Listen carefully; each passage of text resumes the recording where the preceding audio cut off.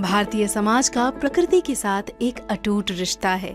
प्रकृति ही हमारे विश्वासों और परंपराओं को आकार देती आई है और हमारे विभिन्न रीति रिवाज भी प्रकृति का संरक्षण सुनिश्चित करते आ रहे हैं।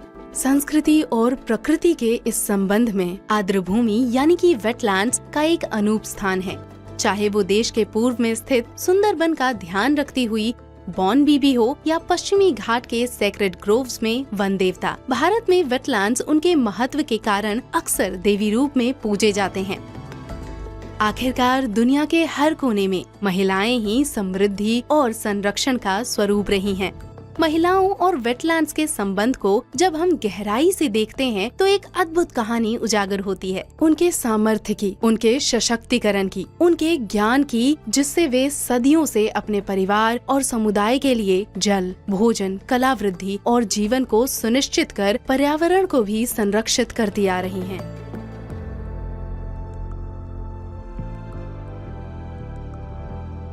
अपनी दृढ़ता और प्रतिभा के कारण महिलाएं हमेशा से ही नवीन आजीविका और विधियां लाने में परागामी रही हैं।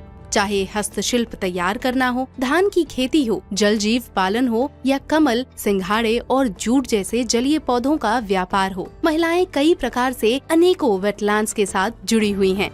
अपनी इसी लगन के कारण महिलाएं बहुमूल्य समृद्धि और संरक्षण के प्रयासों के लिए उत्प्रेरक हैं। वाटर हाइसिंथ या जलकुंभी एक तेजी से बढ़ने वाला हानिकारक जलीय पौधा है जो तेजी से जल सतह को ढक देता है। इससे जलीय जीवन के लिए ऑक्सीजन की कमी हो जाती है, बांध अवरुद्ध होते हैं और परिवहन में बाधा आती है। इस समस्या को समाधान में बदलते हुए महाराष्ट्र के चंद्रपुर में महिलाएं जलकुंभी को बैग, योगा मैट और लैंप शेड जैसे प्रोडक्ट्स में बदल रही हैं। इसी तरह केरल में भी हायसिंथ को कागज में बदला जा रहा है। इससे वेटलैंड संरक्षण में भी मदद हो रही है।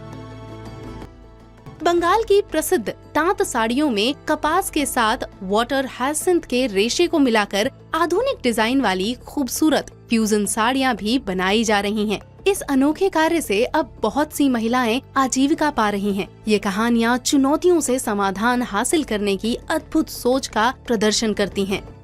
वहीं दूसरी ओर मणिपुर में कुछ महिलाएं वेटलैंड्स में उपजने वाले कमल के तने से रेशा निकालती हैं। इनसे सूत बुनकर वे उनसे कपड़े, नेकटाई और दुपट्टे बनाती हैं।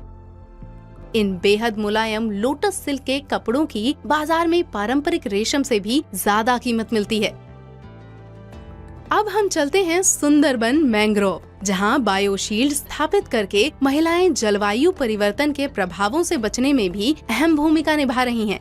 हरी साड़ियां पहनी हुई ये ग्रीन ब्रिगेड मैंग्रोव के बीज इकट्ठा कर मैंग्रोव नर्सरी संभाल रही हैं। शक्ति से संरक्षण के इस योगदान को मान्यता देते हुए पर्यावरण, वन और जलवायु परिवर्तन मंत्रालय ने अपने अमृत धरोहर और सेव वेटलैंड्स कैंपेन के तहत महिलाओं की भागीदारी को बढ़ाने, उनके लिए आजीविका सृजन करने, उनकी भूमिका पर विशेष ध्यान देने का लक्ष्य रखा है।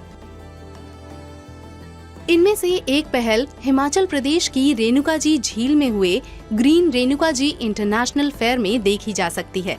इस धार्मिक स्थल और महत्वपूर्ण वेटलैंड में महिलाएं जन जागरूकता बढ़ाकर प्लास्टिक कचरे को कम करने और झील को बचाने में योगदान दे रही हैं। हम भी समझ पा रहे इस बात को, भाई कूड़े का क्या करना है।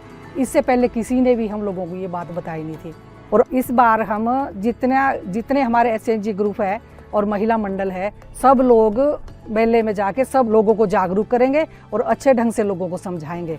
वेटलैंड्स संरक्षक के रूप में महिलाओं ने लंबे समय से झील, तालाब और नहरों के जीर्णोद्धार का नेतृत्व किया है, जैविक खेती का समर्थन किया है, उत्कृष्ट हस्तशिल्प तैयार किए हैं, सस्टेनेबल प्रथाओं की वकालत की है और सामुदायिक सहनशीलता को बढ़ाया है। आइए हम आने वाली पीढ़ियों के लिए हमारे कीमती वेटलैंड्स को संरक्षित करें और महिलाओं की महत्वपूर्ण भूमिका का जश्न मनाकर उसका समर्थन करें।